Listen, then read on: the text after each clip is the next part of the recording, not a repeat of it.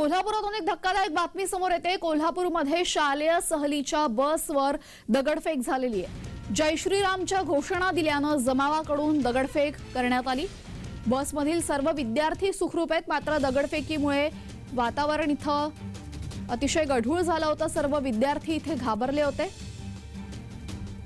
बससह चारचाकी वाहनावर सुद्धा दगडफेक करण्यात आली। दगडफेकीनंतर हा जमाव फरार झाला। मुसलमान बोर्डिंग समोर हा संपूर्ण प्रकार घडला असून या परिसरामध्ये आता मोठ्या प्रमाणात पोलीस बंदोबस्त तैनात करण्यात आलेला आहे।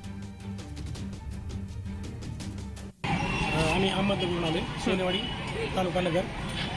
आम्ही गाडी पार्किंगसाठी आलेलो असताना या ठिकाणी एक मॉब जमला होता। त्यांचं काय झालं तर आम्हाला माहीत नाही, आम्ही बाहेरचे। अचानक त्या मुलांनी दगडफेक केली, काचा फोडल्या गाडीच्या आणि वर्गातल्या बसमधल्या काही मुलांना त्याचे काचा वगैरे लागले। आम्हाला काय झालं काहीच माहित नाही, आम्ही बाहेरची माणसं। मुलांना लागलंय वगैरे? एक दोन मुलींना लागले, एक दोन मुलांना थोडंसं नॉर्मल लागले। या घटनेचं गुन्हा दाखल करण्याचं काम आता चालू आहे। आरोपींचा पण शोध घेण्याकामी विविध टीम आहेत त्या रवाना केलेल्या आहेत।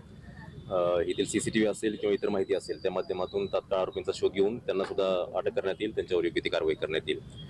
तसेच या घटनेच्या पार्श्वभूमीवर कोल्हापूरमधील शहरवासियांना माझं आव्हान आहे की कुठल्याही अफवेवर विश्वास ठेवू नये। कुठलीही माहिती आपल्यापर्यंत आल्यानंतर प्रशासनाशी संपर्क साधावा, त्याची खरी खोटी शहानिशा करावी आणि कुठलीही अफवा पसरवू नये।